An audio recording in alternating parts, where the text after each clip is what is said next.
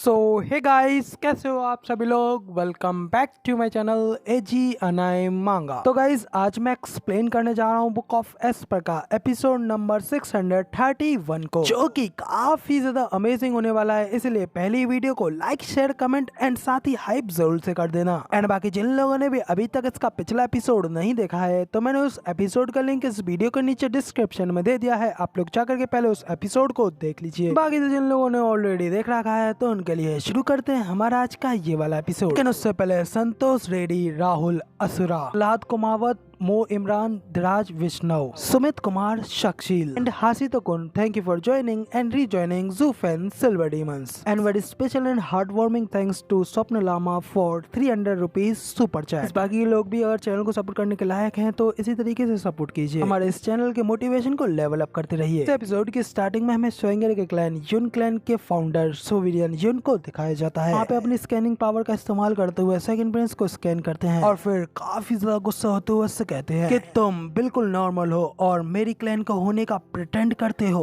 तुम मामूली से इंसान हो, आखिर तुम्हारी हिम्मत कैसे हुई मेरे इस युन क्लैन के फॉरबिडन जगह पर आने की। इसके लिए अब तुम सिर्फ और सिर्फ यहाँ पे हमेशा के लिए मरना डिजर्व करते हो। कहते ही वहाँ पे सोविरियन युन अपनी खतरनाक पावर्स का इस्तेमाल करते हैं, जिससे उनके उस स्टार वर्ल्ड में कई सारे बड़े बड़े मीटियोर सेकंड प्रिंस और ब्लैक ईगल को हमला करने के लिए आ रहे होते हैं, जिससे कि सेकंड प्रिंस और ब्लैक ईगल काफी ज्यादा घबरा जाते हैं। मगर तभी सेकंड प्रिंस अपने पास से एक ट्रांसपेरेंट बोतल निकालता है। इसके अंदर स्वेंगर के दादाजी की एक आंख रखी होती है और सेकंड प्रिंस उसे सोविरियन युन को दिखाते हुए कहता है कि रुकिए, हम लोग तो क्लैन के सिर्फ और सिर्फ मामूली लोग हैं और वो स्पेशल आंखें तो सिर्फ और सिर्फ क्लैन हेड्स के पास होती है। हम लोग तो यहाँ पर सिर्फ और सिर्फ उनकी आखिरी इच्छा को पूरा करने के लिए आए हैं और ये उसका प्रूफ है। तो कहते हुए सेकंड प्रिंस काफी ज्यादा डरते हुए अपनी आंखें खोलने करके देखने लगता है। सोचता है कि आखिर अभी तक वो बड़े बड़े मीटियोर्स से क्यों नहीं टकराए, और जैसे ही वो आंखें खोल करके देखता है तो उसके सामने के सभी मीटियोर्स गायब हो चुके होते हैं। यहाँ पर सोविरियन युन उन आंखों को देख करके रुक गए होते हैं। सेकंड प्रिंस से कहते हैं कि ये तो मेरे युन क्लैन के मिस्टिक आईज है, ये सिर्फ एक ही प्रूफ है, इसलिए मैं तुम्हारी सिर्फ एक ही रिक्वेस्ट के लिए एग्री हूँगा। सुनकर तो सेकंड प्रिंस काफी ज्यादा खुश होता है और उससे कहता है कि क्या वाकई में आप मेरी एक रिक्वेस्ट को सुनेंगे, ये तो काफी ज्यादा अच्छा है। एंसेस्टर, मेरा एम्पायर एक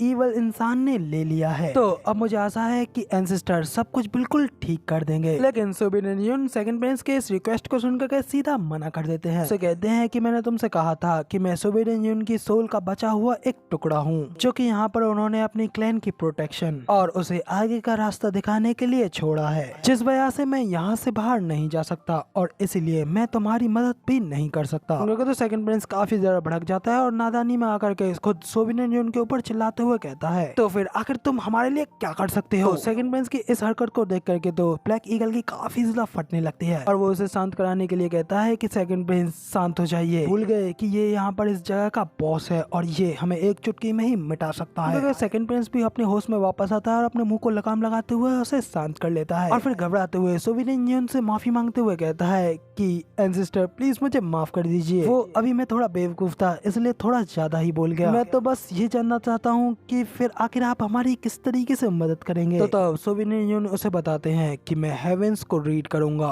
और तुम्हें रास्ता बताऊंगा, तुम सिर्फ मुझसे एक प्रश्न पूछो और मैं हर संभव तुम्हें उसका जवाब दूंगा। जैसे ब्लैक ईगल सेकंड प्रिंस से कहता है कि सेकंड प्रिंस जल्दी से उस पेंटिंग के बारे में इनसे पूछिए। तो सेकंड प्रिंस भी उसकी बात सुन जल्दी से उस पेंटिंग को बाहर निकालता है और उसे सोविरियन युन को दिखाते हुए कहता है कि एंसेस्टर प्लीज मुझे बताइए कि आखिर वेस्टरलैंड का सबसे बेस्ट डांकिंग शेन कहाँ है, आखिर मैं उस आदमी को कहाँ ढूंढ सकता हूँ। सुनते ही अचानक से एंसेस्टर युन की आंखें ब्लू हो जाती है। वो अपनी आईज की पावर्स का इस्तेमाल करते हुए स्टार्स को पढ़ने लगते हैं, जिससे उन्हें उस पूरे ब्रह्मांड के हर जगह की जानकारी मिलती है और फिर वो सेकंड प्रिंस को बताते हैं कि डांकिंग चेन इस समय सेंट्रल रीजन में है और तुम उसे स्वॉर्ड स्टार एम्पायर की इंपीरियल कैपिटल में जाकर के ढूंढ सकते हो और फिर वो जरूर तुम्हारी उस इच्छा को पूरा करेगा। सुनकर दोनों ही काफी ज्यादा हैरान हो जाते हैं और सेकंड प्रिंस एंसेस्टर युन से कहता है कि एंसेस्टर क्या ये सच है। सोविरियन युन उससे कहते हैं कि मुझे अपना एंसेस्टर मत कहो, मैं ऑलरेडी हेवेंस को पढ़ चुका हूँ और मुझे पता है कि तुम मेरे युन क्लैन के मेंबर नहीं हो और अब तक जो कुछ भी तुम्हारी क्लैन ने किया है मैं उस बारे में भी अच्छी तरीके से जानता हूँ। अगर मैं अभी यहाँ पर सिर्फ और सिर्फ सोविरियन युन की एक सोल का ही एक टुकड़ा हूँ और सिर्फ उनके बनाए हुए रूल्स को ही फॉलो कर सकता हूँ। तुम क्योंकि यहाँ पर यून क्लैन की एक मिस्टिक आई को लेके आए हो, इसलिए मैंने तुम्हारी एक रिक्वेस्ट पूरी करते हुए तुम्हें उसका रास्ता दिखाया है। तो कहते हुए सोवियत यूनियन अपनी एक उंगली का इशारा करते हैं, उनका वो पूरा स्पेस वहाँ से गायब हो जाता है और सेकंड प्रिंस और ब्लैक ईगल भी वहाँ से उड़ता हुआ गुफा से काफी ज्यादा दूर जाकर के पहाड़ गिरते हैं। तो ब्लैक ईगल उड़ता है और उस गुफा वाले पहाड़ों को अपने आप से इतनी ज्यादा दूर देखते हुए कहता है, योर हाइनेस, आखिर हम अचानक से यहाँ पर कैसे आ गए? हम उस माउंटेन से दूर इतनी दूर आकर के यहाँ नीचे कैसे गिरे हैं? हमने काउंटलेस टाइम अपनी जान को दांव पर लगाया सिर्फ और सिर्फ उस जगह पर पहुँचने के लिए, और वो भी क्या सिर्फ और सिर्फ उस एक सेंटेंस के लिए ही, जिस पे सेकंड प्रिंस कहता है कि हाँ, सिर्फ वो एक सेंटेंस ही हमारे लिए काफी है, क्योंकि मुझे पता है कि यून क्लैन का एंसेस्टर होने के नाते उसकी प्रेडिक्शन एकदम बिल्कुल सही होंगी। तो फाइनली आखिरकार अब हम डैन किंगशन को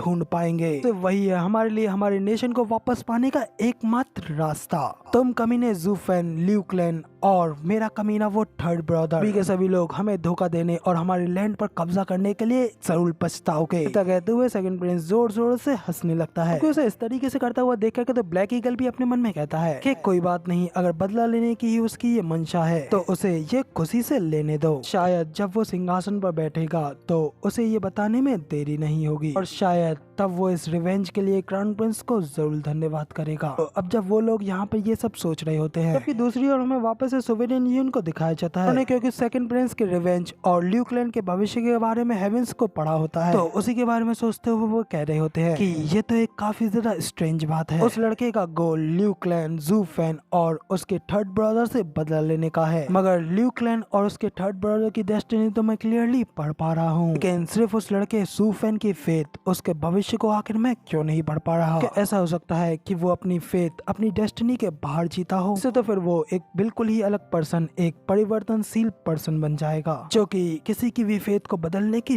ताकत रखता है। तो अब सोवियत यूनियन के इतना कहने के साथ ही यहाँ पे हमारा सीन चेंज होता है, और अगले सीन में हमें जू फेन और उसके सभी साथियों को दिखाया जाता है, जो कि वहाँ पे डबल ट्रेन गैदरिंग से काफी ज्यादा दूर अपने डीमन स्कैमिंग सेक्ट के काफी ज्यादा करीब पहुंच चुके होते हैं। और तभी आगे चलते चलते अचानक से वेनेवलियान रुक जाते हैं, क्योंकि उनके सामने कोई खड़ा होता है, कि कोई और नहीं बल्कि डीमन स्कैमिंग सेक्ट का सेक्ट लीडर जीवुये और उसके साथ के कई सारे एल्डर्स उनके सामने खड़े होते हैं, जिन्हें वहाँ पे देख करके तो वेनेवलियान काफी ज्यादा खुश हो जाते हैं और हंसते हुए कहते हैं, ये व्हाट अ ग्रेट वेलकम, तुमने तो खुद आकर के हमारा स्वागत कर रहे हो। लेकिन उसके आगे वो और कुछ भी कह पाते उससे पहले ही अचानक से उनके मुंह पे एक जोरदार लात पड़ती है, जिसे की खाने के बाद तो वेनेवलियान अचानक से उड़ते हुए काफी ज्यादा दूर जाकर के गिरते हैं, कि किसी और ने नहीं बल्कि सेक्ट लीडर जीवुये ने ही मारी होती है। तो अब इस तरीके से वेनेवलियान को लात खाता हुआ देख करके तो फिलिंग और उसका बेटा गेंगर थोड़े घबरा जाते हैं और वेनेवलियान को ही देखते रह जाते हैं। इधर लात खाने के बाद में तो वेनेवलियान वापस से खड़े होते हैं, और खड़े होते ही सेक्ट लीडर जीवुये के ऊपर गालियों की बौछार कर देते हैं और उससे कहते हैं कि क्या तू पागल हो गया है या फिर अपने दिमाग को कहीं पर छोड़ कर आ गया है? तो अभी अभी सेक्ट की ग्लोरी के लिए वहाँ पे डबल ट्रेन गैदरिंग मैनर में अपनी जान को रिस्क पे लगा करके आए हैं, और जबकि तुम यहाँ पर हम लोगों का इस तरीके से स्वागत कर रहे हो, बताओ कि आखिर मैंने तुम्हारा क्या बिगाड़ा जिसके लिए तुमने मुझे इस तरीके से लात मारी? जिस पे सेक्ट लीडर गुस्से में अपने दांत पीसते हुए कहता है कि ओ, तुम्हें अभी भी मुझसे ये पूछने की हिम्मत है? क्या तुम्हें याद नहीं 2 महीने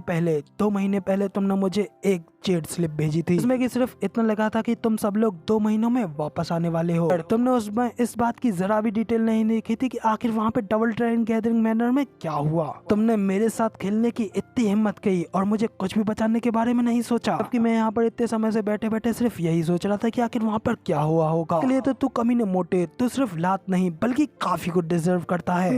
वेनेवलियान भी अपनी गलती के बारे में समझ जाते हैं और थोड़ा हेजिटेट करते हुए उनसे कहते हैं, ओह मुझे माफ करना, क्या मैं तुम्हें उसके बारे में बताना भूल गया? जो सुनकर तो सेक्ट लीडर और भी ज्यादा चिढ़ जाता है और चिल्लाते हुए उनसे कहता है कि बकवास प्रिटेंड करना बंद करो कि तुम एक इतनी बड़ी बात को मुझे बताना भूल गए। भले ही तुम अपने वसीयतनामा लिखना भूल जाओ, मगर लेकिन आखिर तुम उस बात को लिखना कैसे भूल सकते हो? बोलो जरा, क्या कहीं हम डबल ट्रेन मैनर में कहीं इतना ज्यादा तो नहीं हार गए? अपनी पिछली प्लेस को भी खोकर के लोअर 3 सेक्ट के लास्ट पे तो नहीं आ गए, इसलिए तुमने उस जेट स्लिप में कुछ नहीं लिखा। इस पे वेनेवलियान तो अपने कपड़े को साफ करते हुए उसे कहते हैं कि वो ये तुम कुछ ज्यादा ही सोच रहे हो, तुम्हें क्या लगता है कि ऐसा होना चाहिए था? इस पे सेक्ट लीडर वुई उस पर चिल्लाते हुए कहते हैं सोचना गया तेरी गांड में। कहते हुए सेक्ट लीडर ज़ुई की नजर अपनी साइड पर ज़ूफेन के ऊपर पड़ती है कि वहाँ पे सेक्ट के कुछ डिसाइपल्स को ऑर्डर देते हुए कह रहा होता है कि जाओ जल्दी से और जाकर के 2 रूम्स को तैयार करो। इस पे वो दोनों डिसाइपल्स भी ज़ूफेन के ऑर्डर्स को मानते हुए कहते हैं कि हाँ बिल्कुल स्टीबर्ट ज़ू। तब ये देख करके और ज़ूफेन के पीछे 2 लड़कियों को देख करके ज़ूफेन से भी चिल्लाते हुए कहता है कि ज़ूफेन अगर तुमसे ये किसने कहा कि तुम बाहर से 2 लड़कियों को हमारे सेक्ट में मिला सकते हो? ये चीज हमारे सेक्ट के रूल्स के बिल्कुल खिलाफ है। तो इस पे वेनेवलेंस वो ये से कहते हैं कि बस आना और वापस जाना। क्या इन सब फाइट के बाद में तुम खुद ही उसे यहाँ से जाने देने के लिए सहमत नहीं हुए थे? इसके अलावा डबल ड्रैगन मैनर में सबसे ज्यादा क्रेडिट सिर्फ और सिर्फ उस बच्चे को मिला है। इसके लिए वो जाने से पहले जो कुछ भी करना चाहता है तो उसके लिए करना में कोई बड़ी बात नहीं है। तो कहते हैं फिर वो सेक्ट लीडर के करीब आते हैं और उससे कहते हैं एक्चुअली में इस बार इतना कहते हैं वो वुये को सब कुछ बता देते हैं। तो वुये भी हैरान होते हुए कहता है क्या कहा?